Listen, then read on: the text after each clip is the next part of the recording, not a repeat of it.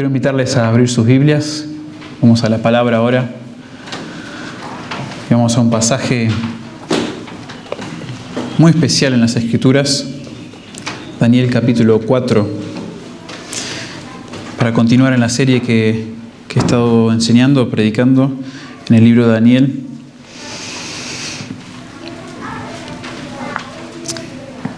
Este es un capítulo muy conocido, muy famoso, que tiene unas lecciones muy buenas para nosotros, para todos nosotros hoy, creyentes y no creyentes. Siempre es importante hablar de nuestro orgullo y nuestra necesidad de humildad. Daniel capítulo 4, y voy a estar leyendo secciones de capítulos, ya que es un capítulo largo. Pueden seguir conmigo a partir del versículo 1. Nabucodonosor, rey, a todos los pueblos, naciones y lenguas que moran en toda la tierra, paz os sea multiplicada. Conviene que yo declare las señales y milagros que el Dios Altísimo ha hecho conmigo. Cuán grandes son sus señales y cuán potentes sus maravillas. Su reino, reino sempiterno, y su señorío de generación en generación. Yo, Nabucodonosor, estaba tranquilo en mi casa y floreciente en mi palacio. Vi un sueño que me espantó, y tendido en cama, las imaginaciones y visiones de mi cabeza me turbaron. Entonces se nos dice aquí que Nabucodonosor recibe un sueño, y él llama, los siguientes versículos, básicamente hasta el 18, vemos que él escucha, pide que los sabios se acerquen, que le den la interpretación, no pueden. Por lo tanto llega Daniel, y Daniel escucha la revelación o el sueño que recibe Nabucodonosor. Y a partir del versículo 19, seguimos leyendo. Entonces Daniel, luego de haber escuchado el sueño de Nabucodonosor, cuyo nombre es Belsasar, quedó atónito casi una hora, y sus pensamientos lo turbaban. El rey habló y dijo: Belsasar, no te turben ni el sueño ni su interpretación. Y Belsasar respondió y dijo: Señor mío, el sueño sea para tus enemigos, y su interpretación para los que mal te quieren. El árbol que viste, que crecía y se hacía fuerte, y cuya copa llegaba hasta el cielo, y que se veía desde todos los confines de la tierra, cuyo follaje era hermoso y su fruto abundante, y en que había alimento para todos, debajo del cual moraban las bestias del campo, y en cuyas ramas anidaban las aves del cielo, tú mismo eres, oh rey, que creciste y te hiciste fuerte, pues creció tu grandeza y ha llegado hasta el cielo, y tu dominio hasta los confines de la tierra. Y en cuanto a lo que vio el rey, un vigilante y santo que descendía del cielo y decía: cortad el árbol y destruidlo, mas la cepa de sus raíces dejaréis en la tierra, con atadura de hierro y de bronce en la hierba del campo, y sea mojado con el rocío del cielo, y con las bestias del campo sea su parte, hasta que pasen sobre él 7 tiempos. Esta es la interpretación, oh rey, y la sentencia del Altísimo que ha venido sobre mi señor el rey, que te echarán de entre los hombres, y con las bestias del campo será tu morada, y con hierba del campo te apacentarán como a los bueyes, y con el rocío del cielo serás bañado, y 7 tiempos pasarán sobre ti, hasta que conozcas que el Altísimo tiene dominio en el reino de los hombres, y que lo da a quien Él quiere. En cuanto a la orden de dejar en la tierra la cepa de las raíces del mismo árbol, significa que tu reino te quedará firme, luego que reconozcas que el cielo gobierna. Por tanto, oh rey, acepta mi consejo. Tus pecados redime con justicia, y tus iniquidades haciendo misericordias para con los oprimidos, pues tal vez será eso una prolongación de tu tranquilidad. Todo esto vino sobre el rey Nabucodonosor. Al cabo de 12 meses, paseando en el palacio real de Babilonia, habló el rey y dijo: ¿no es esta la gran Babilonia que yo edifiqué para casa real con la fuerza de mi poder y para gloria de mi majestad? Tremendo esta sección. Y todo lo revelado en el sueño se cumple porque Nabucodonosor se enorgullece, pierde el sentido y anda como una bestia en el campo. Y luego en el versículo 34 dice: mas el fin del tiempo, yo Nabucodonosor alcé mis ojos al cielo, y mi razón me fue devuelta, y bendije al Altísimo, y alabé y glorifiqué al que vive para siempre, cuyo dominio es sempiterno, y su reino por todas las edades. Todos los habitantes de la tierra son considerados como nada, y Él hace según su voluntad en el ejército del cielo y en los habitantes de la tierra, y no hay quien detenga su mano y le diga: ¿qué haces? En el mismo tiempo mi razón me fue devuelta, dice Nabucodonosor, y la majestad de mi reino, mi dignidad y mi grandeza volvieron a mí, y mis gobernadores y mis consejeros me buscaron, y fui restablecido en mi reino, y mayor grandeza me fue añadida. Ahora yo, Nabucodonosor, alabo, engrandezco y glorifico al Rey del cielo, porque todas sus obras son verdaderas y sus caminos justos, y Él puede humillar a los que andan con soberbia. Qué tremendo pasaje.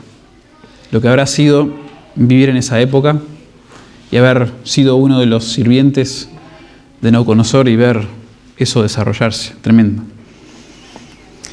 Un comentarista dice que Daniel 4 contiene una de las lecciones más valiosas de la Biblia sobre el orgullo, particularmente para aquellos que ven sus logros y se toman todo el crédito. La lección principal de este pasaje, que es muy necesaria, es que todos nosotros recordemos que Dios está en control y no otros, ¿verdad? Este libro se está escribiendo a un pueblo judío sufriendo, está bajo exilio, que está bajo el gobierno de Nabucodonosor, no tienen templo, no tienen lugar donde adorar a Dios, hasta se cuestionan si Dios ha sido derrotado, quizás liquidado por los babilonios. Y para ellos es necesario recordar que Dios está en control y no otros. Sin embargo, hay otra lección, quizás aún más necesaria para nosotros hoy, en este texto, y que debemos ser recordados, y es esto: que Dios está en control y no nosotros. No solamente y no otros, los enemigos, las personas que a veces nos tratan mal, los jefes, las personas que a veces nos someten en su maldad. Pero la otra lección es que debemos recordar, y esto nos cuesta mucho, que Dios está en control y no nosotros. Y esa lección es mucho más difícil, pero a veces es mucho más necesaria, porque nosotros somos los soberbios ante Dios que necesitan ser humillados. Muchas veces nosotros somos esos soberbios. Y hay una cita muy famosa de C.S. Lewis que me encanta porque es como que desarrolla este concepto del orgullo. Y Lewis llamaba el orgullo o la soberbia el gran pecado o el gran vicio. Y dijo esto acerca de este gran vicio: existe un vicio del que nadie en el mundo está libre, que todos en el mundo aborrecen cuando lo ven en otros, y del cual casi nadie, excepto algunos cristianos, llegan a imaginarse culpables. No hay falla de la que tengamos menos conciencia en nosotros mismos, y cuanto más lo tenemos en nosotros, más nos disgusta en otros. ¡Qué tremendo! Qué tremendo que es el orgullo en nosotros. Y uno mismo piensa que a veces ve el orgullo de otro y dice: qué soberbio esa persona. Qué soberbia o qué soberbia. La manera en que se maneja, las cosas que hace. Y a veces ese mismo sentimiento es un reflejo del orgullo que está en nosotros. Porque no tenemos ni la paciencia ni las ganas de exponernos a nosotros mismos para ayudar a esa persona en su orgullo. Tremendo. El gran vicio. El gran pecado del orgullo. El libro de Daniel, como ya les dije, tiene un gran propósito de demostrar a estos judíos exiliados que Dios está soberanamente en control de las naciones que Él está utilizando para disciplinarles. Babilonia y las naciones gentiles que van a seguir a Babilonia derrotaron a Israel. Pero el punto en Daniel, o uno de los puntos, es que Dios no ha sido derrotado. Babilonia y las naciones no han derrotado a Dios. Dios le está dando el permiso para reinar temporalmente sobre la tierra hasta que se establezca el reino del Mesías. Hay un montón de conceptos muy profundos en Daniel. No quiero perderles, pero déjenme darles ahora esta sección que hemos estado tratando del 2 al 7. Esta sección donde se da el rol, el carácter, se da la sucesión de las naciones gentiles del mundo bajo quien Israel está siendo disciplinada. No sé si recuerdan cuando estábamos en el capítulo 2 y hablábamos de la estatua o la imagen que había creado Nabucodonosor y tenía la cabeza de oro y tenía el torso de plata y las diferentes distribuciones y cómo eso representaba 4 naciones que por sucesión iban a reinar sobre los judíos, iban a someterlos. Bueno, ese mismo mensaje de las naciones sucesivas que están bajo el control de Dios y quienes preceden el reino de Cristo, del Mesías, eso se refleja después en el capítulo 7, creando como 2 tapas de un libro, principio y fin de esta sección.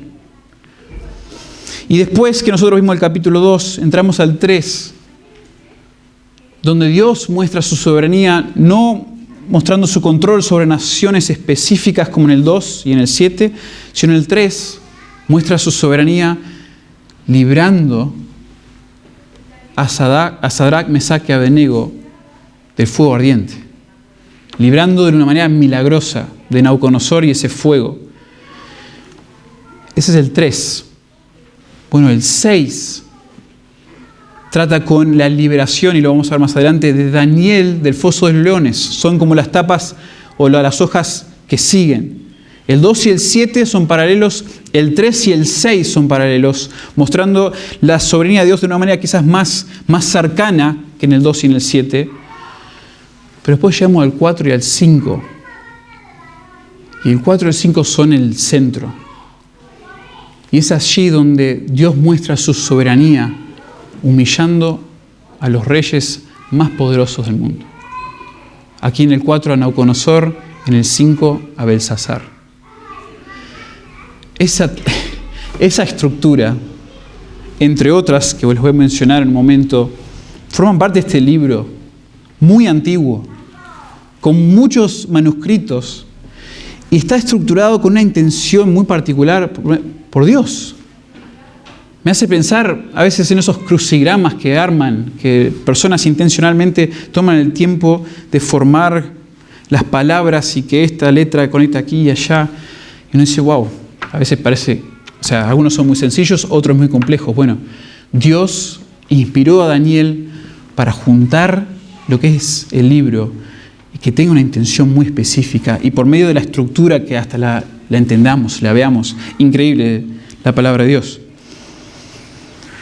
Pero llegamos a los capítulos 4 y 5 y Dios muestra su soberanía humillando a estos 2 reyes.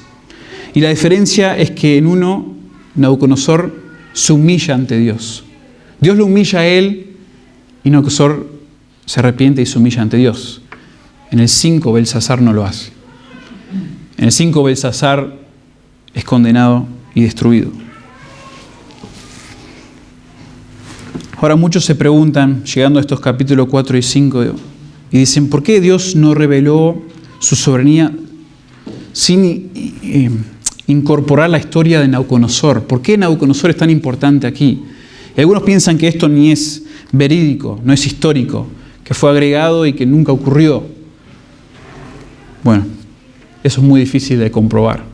No me quiero meter en toda la argumentación, pero es obvio que quizás hay muy poca evidencia fuera de la Biblia que Nabucodonosor fue humillado de esta manera, y quizás eso sea porque ningún rey o ningún reino, siguiendo a Nabucodonosor, quería eso en en su registro. Babilonia en tal año fue humillada de una manera que ningún otro reino fue humillado. Su rey se convirtió en una bestia, comía pasto, dormía afuera. Nadie quería eso en su registro.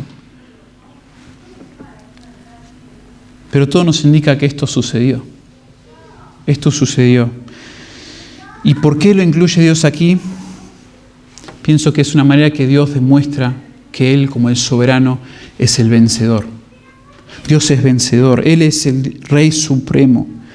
Porque aún en Daniel 1, cuando veíamos al principio del libro, cuando se introduce todo, y Nabucodonosor sitia a Jerusalén, el próximo versículo nos deja muy claro que no es Nabucodonosor quien venció independientemente, sino que el Señor entregó en sus manos a Joacim, el rey de Judá. El siguiente versículo te aclara que Dios no ha sido derrotado. Dios en realidad es el vencedor supremo, y aquí en el 4 lo vamos a ver. También es increíble esta sección sobre Nabucodonosor porque él mismo se arrepiente y adora a Dios. El rey del mundo, el rey de todas las naciones que se conocían en ese momento, se llega a humillar ante Dios. Eso es un testimonio inigualable. Y solo como le hacía referencia a la estructura de Daniel, a estos primeros, del 2 al 7, estos primeros capítulos, que vemos este quiasmo que se llama de dos secciones paralelas que se unen en el medio, en el 4 y en el 5, también vemos en la estructura del 2 al 4 la trayectoria de la fe de Nabucodonosor. En el 2, Nabucodonosor recibe visiones increíbles y lo que aprende Daniel es increíble, pero vuelve a sus ídolos, vuelve a su orgullo. En el 3, visualmente experimenta y siente todo lo que le sucede a Sadrac, Mesac y Abednego y proclama la gloria de Dios de alguna manera, pero otra vez vuelve a sus ídolos, vuelve a su orgullo. Y recién en el 4 es donde Nabucodonosor finalmente experimenta el cambio de corazón. Un cambio de corazón y un cambio en su fuente de confianza. Ahora, solo para ahora llegar al pasaje mismo, al libro mismo, al capítulo, y desarrollarlo. Es interesante al comparar ahora el 4 y el 5, y la próxima vez que estemos en Daniel veremos el 5, pero al comparar los dos libros, vemos que en el 5 Dios humilla a Belsasar de una manera muy decretada. O sea, viene Dios, declara lo que le va a suceder y le sucede. En el 4 no es así.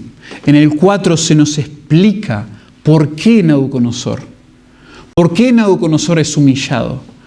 ¿Por qué al ser tan soberbio y querer demostrar sus maravillas, sus logros, Dios lo humilla a él? Y eso es súper valioso para nosotros. Y por eso vamos a mirar el capítulo 4 y vamos a leerlo, estudiarlo por medio de una pregunta clave. ¿Por qué humilla a Dios al soberbio? ¿Por qué humilla a Dios al soberbio? Y vamos a ver 5 razones por las que Dios humilla al soberbio. 5 razones. Ahora les leí ciertas secciones del libro. Y solo antes de llegar a nuestras razones, déjenme decir que Nabucodonosor introduce este decreto, este comunicado a las naciones de una manera muy típica de los reyes de esa época. Y le escribe a los que moran en toda la tierra, las personas, toda la tierra conocida hasta ese momento, le escribe a todos y quiere comunicarles las señales y los milagros que Dios ha usado para humillarlo a él. Ahora, señales y milagros no se refiere ahí necesariamente a como los milagros, como pensamos en los milagros de Jesús, de convertir de convertir, por ejemplo, el agua a vino, cosas así. No está refiriéndose a las maravillas en sí, sino a los hechos, los sucesos que Dios usó en la vida de Nabucodonosor para traerle a ese punto. Similar a los señales y los milagros que Dios usó para disciplinar y humillar a Faraón y a Egipto para que cedieran a la voluntad de Dios. Y este decreto es un testimonio de Nabucodonosor a la obra de Dios en su vida para humillarlo y para transformar su corazón para adorar al Dios del cielo. Yo a veces estudiando este pasaje pensaba qué humillante habría sido para Nabucodonosor escribir esto. Al final de su vida, él está allí pensando que con todo lo que Dios ha hecho en mi vida, ¿qué debo hacer? Bueno, al escribir esto, él se está sometiendo debajo de otro rey, quien él reconoció. Pero lo hizo para honrar a Jehová y se convirtió en uno de los grandes hombres de la historia, un hombre soberbio rescatado por la gracia de Dios. Ese es el propósito supremo de la humillación del soberbio. Pero veamos ahora en el texto 5 razones por las que Dios humilla al soberbio. La primera la vemos en los versículos 4 y 5. Dios humilla al soberbio para que el soberbio no dependa de su falsa sensación de seguridad. Interesante. Dios humilla al soberbio para que no dependa de su falsa sensación de seguridad. Fíjense las palabras de Nabucodonosor en los versículos 4 y 5. Yo, Nabucodonosor, estaba tranquilo en mi casa y floreciente en mi palacio. Y vi un sueño que me espantó y tendido en cama las imaginaciones y visiones de mi cabeza me turbaron. Nabucodonosor, en el momento que él escribe esto, está viviendo un punto de muchísimo éxito en su vida. Éxito en su carrera militar. Su reino estaba disfrutando de la estabilidad. Imagínense que tenía riquezas materiales sin fin. Y estaba disfrutando de los proyectos, porque nos dice que estaba en su palacio, estaba disfrutando de los proyectos de construcción que luego lo hicieron famoso. Él se hizo famoso por varios lugares, varios hechos, varias construcciones preciosas. Y él estaba tranquilo, floreciente, próspero, dice la Biblia de las Américas. Pero justo cuando parecía que Nabucodonosor tenía todo lo que su corazón deseaba, Dios envía un sueño para sacudir ese reino perfecto, ese mundo perfecto que él tenía. Y el versículo 4 intencionalmente nos resalta esa falsa sensación de seguridad que tenía Nabucodonosor. Nabucodonosor dependía de sus logros, de su éxito para sentirse seguro y exaltado. Pero todo eso se derrumbó cuando el sueño lo espantó y las visiones del sueño lo turbaron. Fíjense ese contraste entre versículo 4 y 5. Por eso es una falsa sensación de seguridad. Él tenía todo. Todas las posesiones, todos los logros, toda autoridad aparente. Pero en un momento cambia.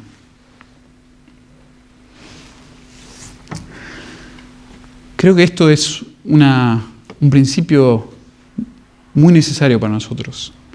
Porque a veces Dios permite que nosotros seamos humillados para llamarnos la atención.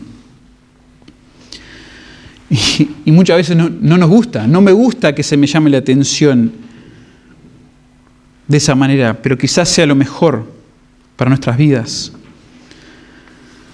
Hermanos, la meta de nuestra vida ahora en esta tierra no es alcanzar la tranquilidad o ser prósperos. Lo esencial es conocer a Dios y glorificarle. Y es una pregunta, la verdad, muy, muy buena para nosotros hacernos constantemente. ¿Estamos nosotros dependiendo de nuestro propio reino, de nuestros logros, de nuestras capacidades para sentirnos seguros y sentirnos satisfechos en la vida? Así es como nosotros sentimos seguridad. Quizá por eso recibimos o necesitamos humillación.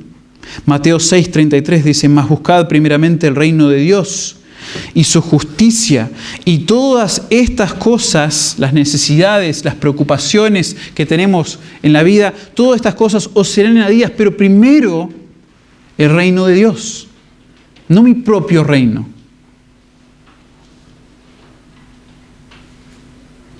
Es necesario a veces que seamos humillados para que no tengamos una falsa sensación de seguridad. Esa es la primera razón en el texto. La segunda razón por la cual el soberbio es humillado es para que no se estime desmedidamente. Para que el soberbio no se estime desmedidamente. Versículo 17, saltamos al versículo 17. Dice: la sentencia es por decreto de los vigilantes y por dicho de los santos la resolución, para que conozcan los vivientes que el Altísimo gobierna el reino de los hombres y que a quien Él quiere lo da y constituye sobre Él al más bajo de los hombres.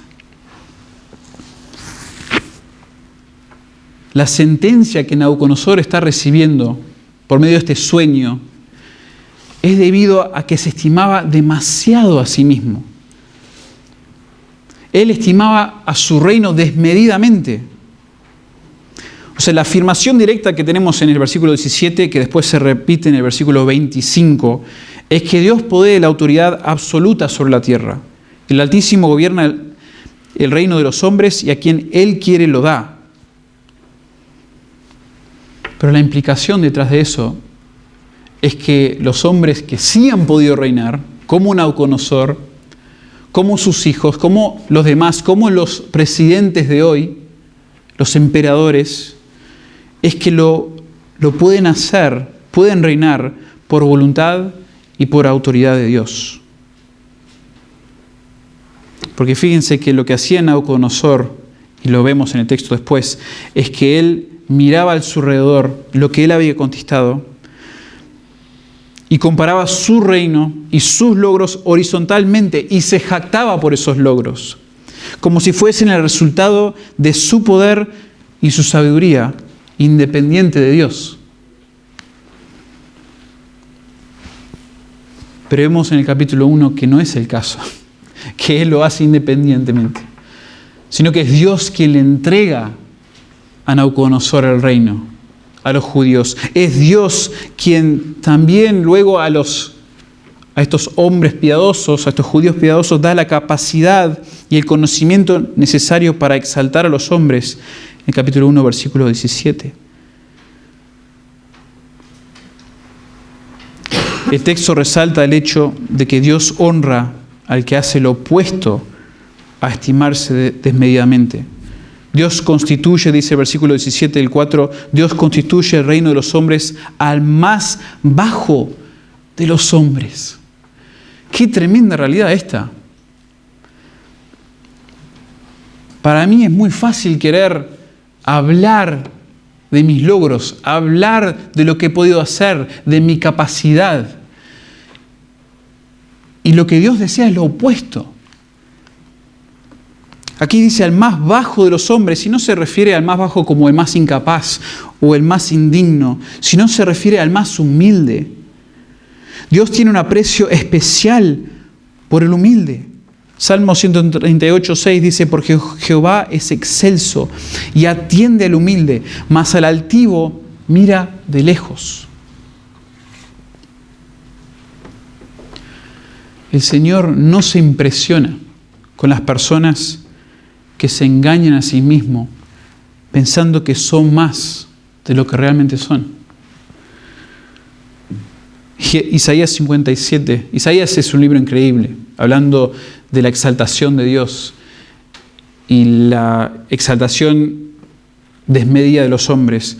Y dice Isaías 57:15: porque así dijo el alto y sublime, hablando de Dios, el que habita en la eternidad y cuyo nombre es el Santo, dice esto: yo habito en la altura y la santidad. Se coloca allá arriba, separado de todo. Y con el quebrantado y humilde de espíritu, para hacer vivir el espíritu de los humildes y para vivificar el corazón de los quebrantados.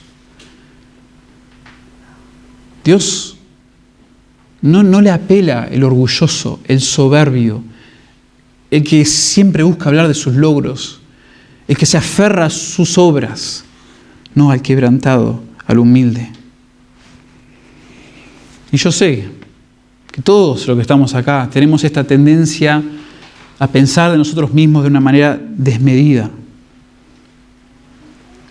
¿Cuánto nos gusta que se reconozca nuestro esfuerzo, que se reconozca nuestro éxito y que ese éxito que nosotros tenemos no se diluya con la contribución de otros?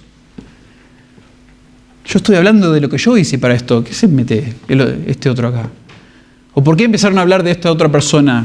Yo quería que se hable de mí. Pero imagínense qué diferente sería nuestra vida de humildad o esta lucha con el orgullo si fuésemos más conscientes de que toda capacidad y todo logro está diluido por la voluntad y el poder de Dios que nos capacita. Qué interesante verlo de esa manera. Dios mismo ya lo ha diluido.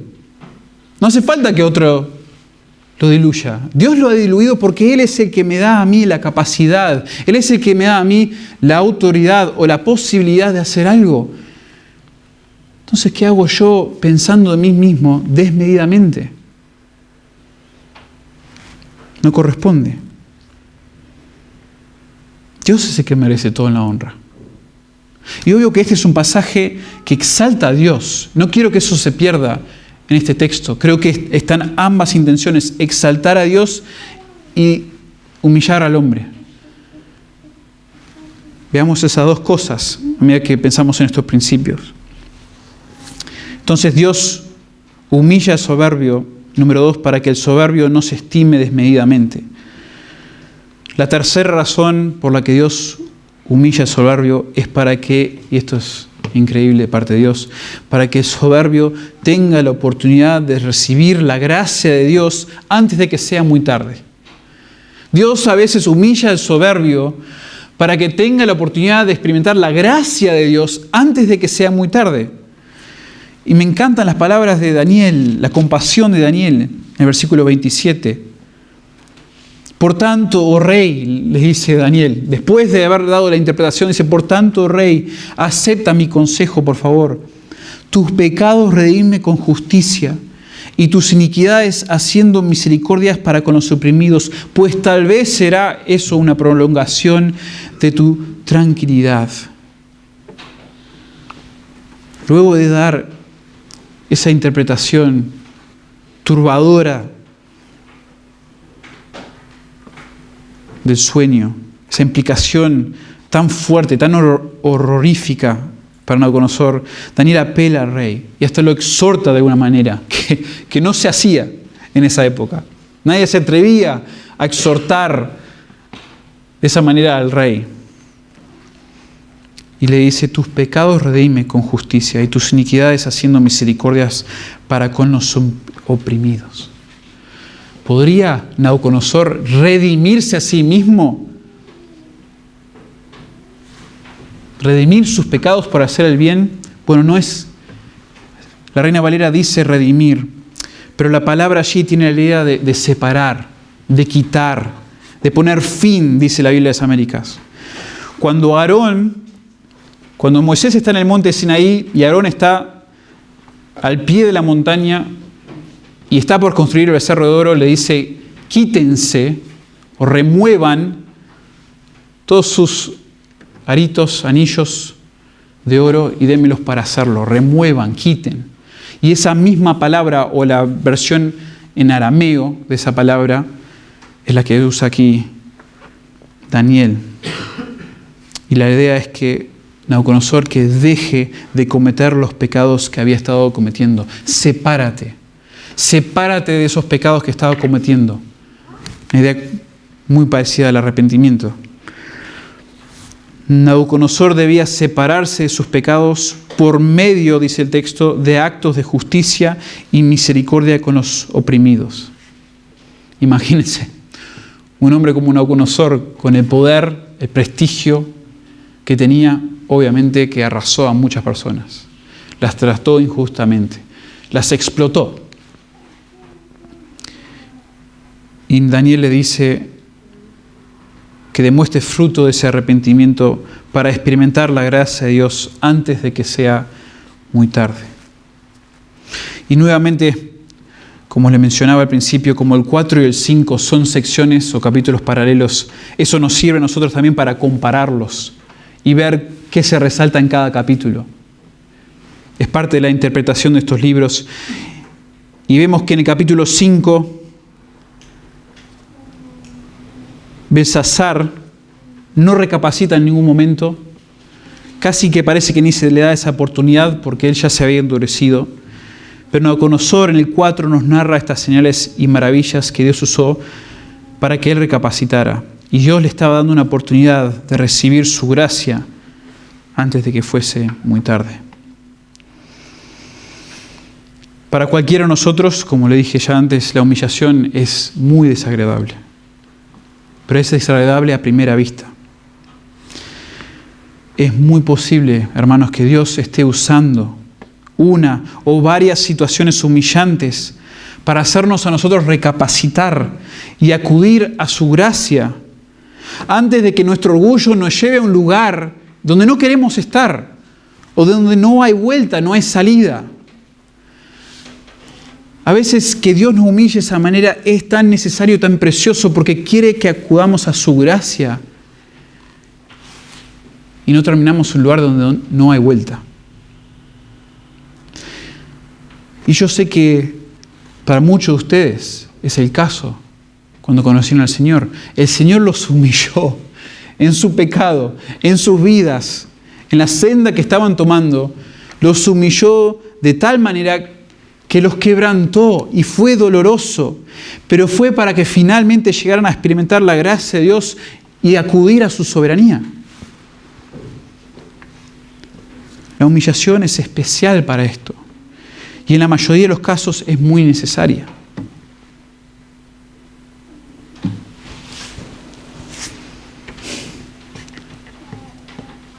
Una gran cantidad de ustedes son padres y ninguno de ustedes, ni yo, quieren que sus hijos tengan que llegar a ese punto de padecer humillación para que recapaciten y busquen a Dios de todo corazón. Pero en muchos casos es necesario. Y solo como un principio basado en lo que estamos viendo, para nosotros que tenemos hijos pequeños, tengamos también nosotros cuidado en el día a día de proteger a nuestros hijos de toda humillación. Nuestros hijos, como nosotros, no necesitan que siempre estemos levantando a nuestros hijos, levantando su estima, diciéndoles que son los mejores o los más inteligentes o las más lindas. No es lo que ellos más necesitan, que nosotros seamos el coach de su motivación, de estar siempre motivados y de que tengan energías positivas alrededor de ellos todo el tiempo. Fundamentalmente, nuestros hijos necesitan experimentar lo opuesto. En general, por eso digo fundamentalmente, en general, nuestros hijos necesitan lo opuesto para que acudan a la gracia de Dios. Necesitan experimentar quebrantamiento por desear esas cosas demasiado. Los chicos crecen así y quieren ser los más inteligentes, quieren ser, y no es que está mal que ellos tengan ciertos logros, pero si ellos confían en esos logros y acuden a esos logros y se glorían en esos logros y dependen de ellos más que en Dios, entonces están en el rumbo de Nabucodonosor, están en el rumbo del soberbio y necesitan ser quebrantados de tal deseo tan fuerte, desmedido. A mí me encanta ver a mis hijos jugar. Mi hijo empezó el básquet, mi hija empezó el hockey, y verlo jugar y lo disfruto y lo celebro y a veces hasta le digo, qué bien que hiciste lo que aprendiste. Pero mi rol como papá me dice que yo también debo atesorar y utilizar los momentos donde mis hijos son humillados por la derrota, por la frustración y por los resultados de su propio pecado. Mi rol implica algo mucho mejor para ellos que mantenerlos positivos o motivados. Es que yo los guíe, los instruya, los exhorte en muchos casos de humillación. ¿Por qué? Para que ellos reconozcan finalmente su pecado y su necesidad de la gracia de Dios. Eso es muchísimo más importante. Y una de las razones por la que Dios humilla y debe humillar.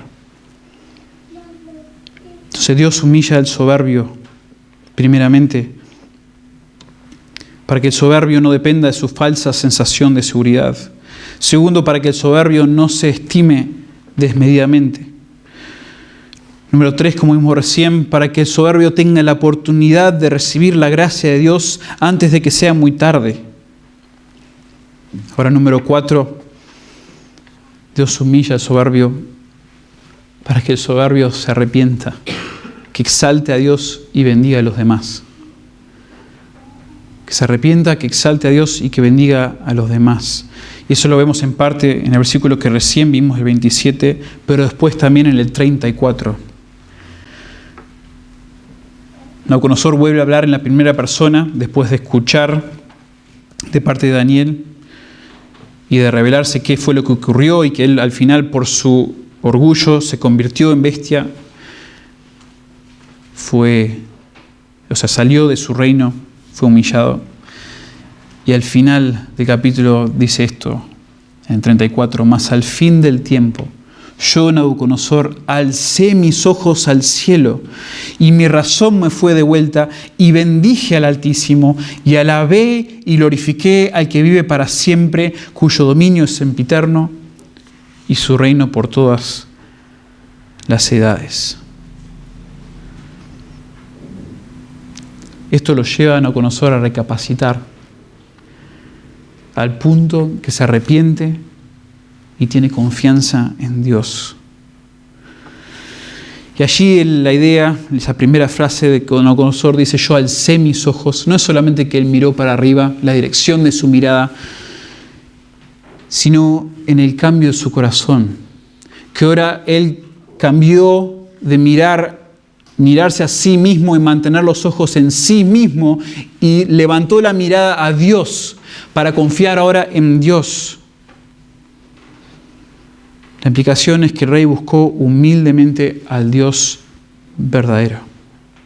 Nabucodonosor finalmente llega al punto que quita la mirada de sí mismo y la eleva a Dios. Y la eleva a Dios, nuevamente, no enorgullecido, no como el sacerdote o el fariseo que levantó su vista y se exaltó ante Dios, declarándose justo por sus obras y como no era como esos pecadores, como vemos en el Nuevo Testamento en Lucas 18, sino que miró hacia arriba, rogando por la misericordia de Dios, del Dios del cielo, como se expresa aquí. Y hay un debate en este capítulo en cuanto a si Nabucodonosor aquí realmente es regenerado, en cuanto a si él realmente es salvo, pone su fe realmente en el Señor. Y yo pienso que sí. Yo pienso, y no lo digo porque yo solo llegué a esa conclusión, sino muchos piensan que sí, por las expresiones de no solamente de dar gloria a Dios de una manera por los nombres de Dios y por lo que Él había hecho, sino ahora el cambio que Él expresa en su corazón, en su enfoque, en su confianza. Y eso son las evidencias que vemos tanto en el Antiguo como en el Nuevo Testamento de una persona de fe. Una persona que llega a arrepentirse finalmente. Bendije al Altísimo y alabé y glorifiqué al que vive para siempre. Su dominio es sempiterno y su reino por todas las edades. Estas palabras de Nabucodonosor son realmente sorprendentes. A veces cantamos himnos que tienen estas palabras del reino de Dios y glorificarle, pero como que suena distinto cuando viene de mí, que soy un santo regular, un hombre regular que no tiene la posición, que no soy un rey, que no soy un presidente, que venga del rey de todo el mundo en ese momento. Nabucodonosor, imagínense ustedes, estaba admitiendo a sus súbditos, a sus tropas, a sus enemigos y a todo el mundo que su reino no es gran cosa.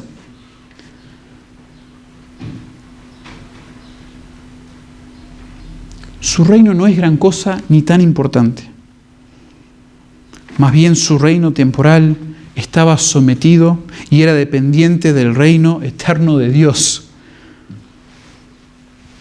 Nabucodonosor ya no se veía como alguien quien actuaba, como dice en el versículo 30, cuando él, antes de ser humillado, se expresa que él actuaba por la fuerza de su poder y que no obraba para la gloria de su majestad. Ya no se expresa de esa manera. Más bien, como todos los habitantes de la tierra, es considerado como nada. Versículo 35. Considerado como nada. Y al considerarse como nada, al poner los ojos en Dios, Nabucodonosor también pondría los ojos en los demás y los bendeciría. Eso es a lo que Daniel lo llama en el versículo 27, como vimos hace un momento. Ya no estaría enfocado en sí mismo, sino que estaría enfocado en Dios y en hacerle bien a los demás. Eso es lo que llama el arrepentimiento aquí de Nabucodonosor. Interesante que es lo mismo que el Señor nos pide a nosotros. Cuando nosotros nos arrepentimos, cuando lo buscamos a Él, nos enfocamos en Él. Este cuarto punto, esta cuarta razón que estamos viendo en el texto de la humillación, es quizá la más preciosa y la más importante. Porque todos experimentamos, por lo menos a cierto grado, esto que experimentó Nabucodonosor. Y todos deseamos que esto ocurra en nuestros seres queridos. Es tan hermoso cuando una persona orgullosa, soberbia, y seguro ustedes tienen en su mente algunos familiares, unas personas con las que interactúan día a día. Es tan hermoso cuando esa persona es tan quebrantada por Dios que deja de enfocarse en sí mismo, en sus logros, sus obras, eleva sus ojos al Dios verdadero, buscando misericordia y gracia, y se arrepiente, y ama a Dios, y ama a los demás como nunca antes. Yo tengo muchos casos, o varios casos que vienen a mi mente, que las personas han sido expuestas a Dios y quizás hasta han experimentado cierta humillación, pero nada, duros, quizás hasta más ensimismados.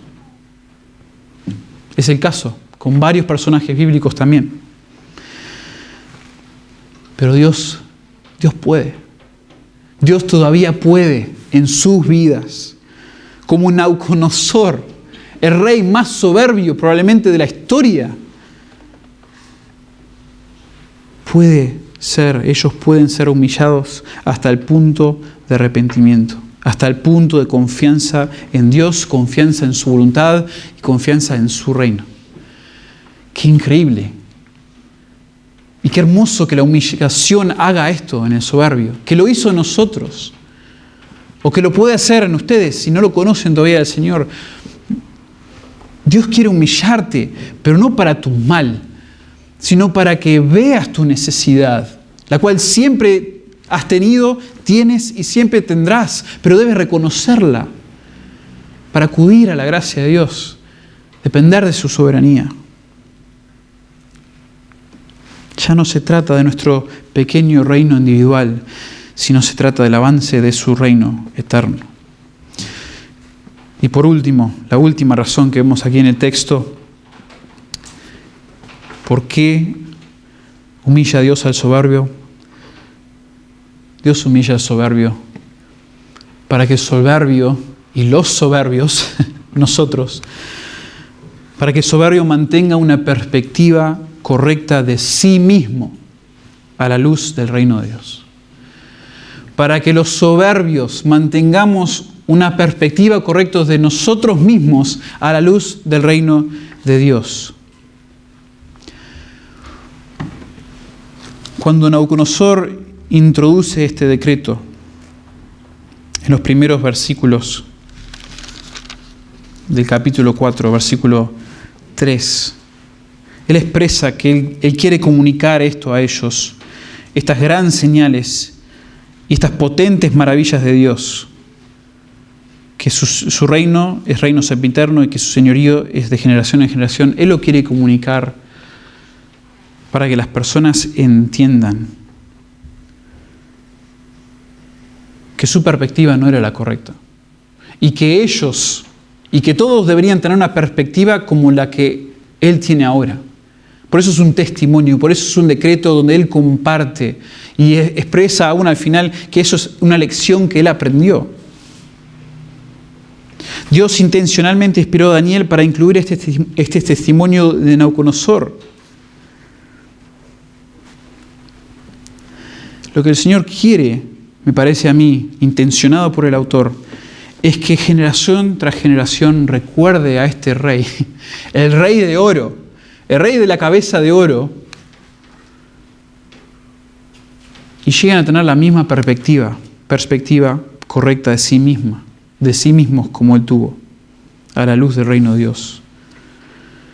Y la perspectiva que él tuvo, medio que se resume en el versículo 35, es que él se describe como nada. Todos los habitantes de la tierra son considerados como nada. En la lectura bíblica de hoy, Tony nos leyó de Isaías 40, varias referencias también a este poder, a esta soberanía de Dios sobre las naciones. Isaías 40, 17 dice: como nada son todas las naciones delante de Él, y en su comparación serán estimadas en menos que nada, y que lo que no es, más enfático que eso, que no somos nada y que las naciones son nada en comparación a su soberanía, no hay. Y eso después de haber dicho en los versículos antes que las naciones le son como la gota de agua que cae del cubo, y como menudo polvo en las balanzas les son estimadas.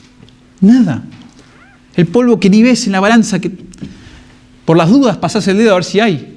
Pero ¿qué cambia eso del peso? Nada. A la luz de Dios, así somos. Qué perspectiva tan distinta, radical. No hay quien detenga su mano y le diga: ¿qué haces? Sigue el versículo. No es posible y tampoco preferible que el hombre pueda dictar lo que hace Dios. Cuando Dios mueve su mano y su cetro sobre toda la tierra, no hay quien frene su decreto. Eso va a ser un concepto interesante del capítulo 5. Al hablar de la mano de Dios y ver que aparece una mano para escribir cierto decreto sobre Belsasar, también fascinante como Dios permite que ocurra algo que es muy relevante al contexto histórico de ese momento. Pero no le voy a hacer un spoiler, sino que pensar que Dios, cuando Él tiene, y como Él tiene el cetro del reino universal en su mano, cuando Él lo mueve y Él indica y dice: hagamos esto, ocurra aquello, sucede. Dios es así de poderoso. Dios es así de sabio. Por lo tanto, es lógico que el hombre no cuestione la voluntad del Altísimo. Job intentó hacer eso y Job fue humillado. Esto me parece tan interesante pensar, comparar la experiencia de Nabucodonosor con la de Job. Nabucodonosor es humillado siendo soberbio, Job es humillado siendo justo. Y aún así, Job siendo justo y es humillado, Dios al final de Job, en el capítulo 40, lo reprende. Y Job se da cuenta que estuvo mal al cuestionar la soberanía, la sabiduría y el poder de Dios. Y en Job 42 dice: he aquí que yo soy vil. ¿Qué te responderé a tu pregunta? Que si yo tengo esta sabiduría o este poder para hacer esto y esto que tú haces, ¿qué voy a responder yo? Mi mano pongo sobre mi boca. Una vez hablé, mas no responderé, aún 2 veces, más no volveré a hablar.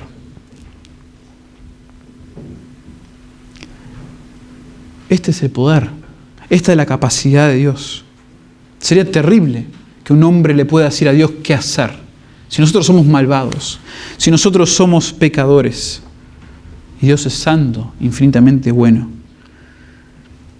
Entonces la humillación, este quinto punto, este último punto, tiene ese designio, esa intención de que nosotros tengamos la perspectiva correcta de nosotros mismos a la luz de su reino.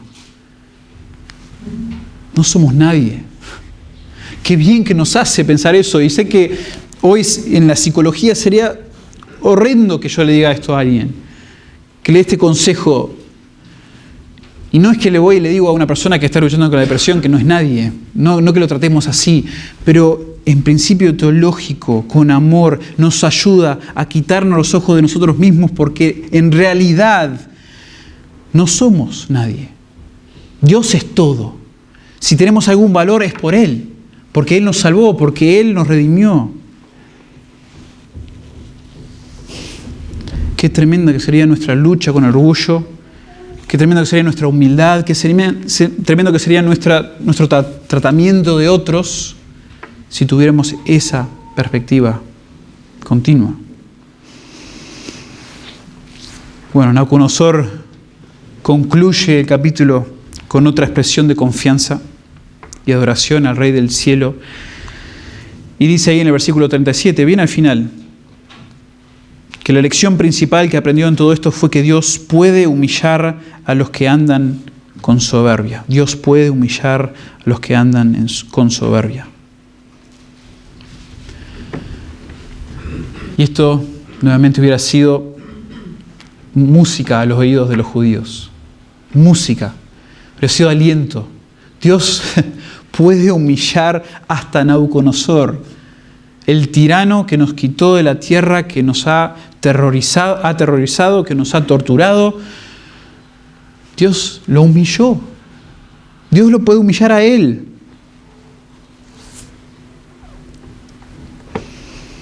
Qué hermoso saber eso. Que Dios puede humillar y Dios puede someter a cualquier poder que venga en contra de nosotros, sus hijos, sus santos. Pero otro deseo y otra realidad de Daniel es mientras que entendemos esto de Dios, que Él está en control sobre las naciones paganas, gentiles de esta época, también deseamos que venga el Mesías. Los santos deseaban que venga el Mesías, el Hijo del Hombre, como dice en el capítulo 7, que venga a la tierra con intenciones de tomar el cetro y de reinar sobre toda la tierra, sobre todo el mundo. Ese momento, hermanos, no ha sucedido aún, pensamos nosotros. No ha sucedido aún. En Apocalipsis se habla de este momento, cuando Cristo en su segunda venida reine sobre los reinos del mundo que han venido de ser de nuestro Señor y de su Cristo. Él reinará por los siglos de los siglos, dice Apocalipsis 11:15. Va a llegar el momento donde el Señor Jesús vuelva a la tierra, reine sobre todo, someta todo, y ya no habrá este terror de otros reyes, de otros reinos. Pero lo interesante en Apocalipsis, y quiero resaltar esto más que el tema de si hay un milenio o no me interesa meterme en eso ahora, es que Cristo es digno de algún día tomar el cetro y reinar sobre la tierra. ¿Por qué? No solamente porque es Dios.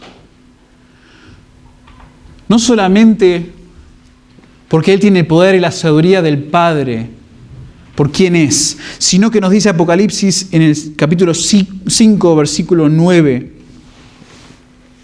que Él es digno de reinar sobre los reinos del mundo porque fue inmolado. Y con su sangre nos ha redimido para Dios de todo linaje y lengua y pueblo y nación.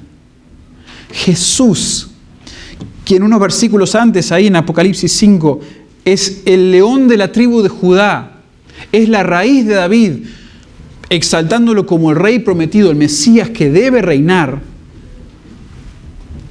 Luego se lo presenta como el Cordero inmolado, que muere. Esa primera vez que vino, quien murió como Cordero por el pecado de su pueblo. y así redimió a las personas de la esclavitud de su pecado y de las cadenas del orgullo, de la soberbia. Porque Cristo vino a morir por nuestros pecados, Él va a ser digno de reinar sobre cielo y tierra.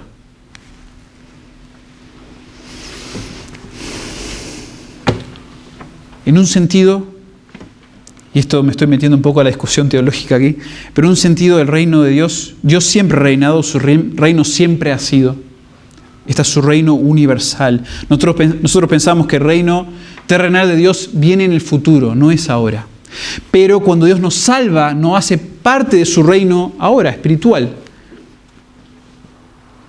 Bueno, hoy puedes ser parte de su reino.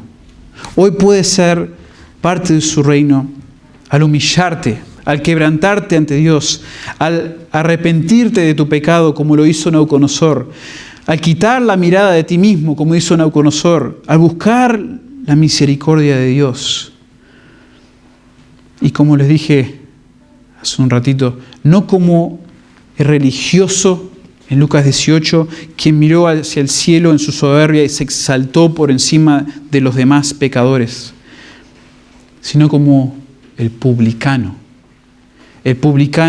quien reconoció su pecado, golpeó su pecho en remordimiento y rogó que Dios le tenga gracia, que le tenga misericordia. Y la parábola esa de Jesús dice que al salir de allí, el publicano fue a su casa justificado y el otro no.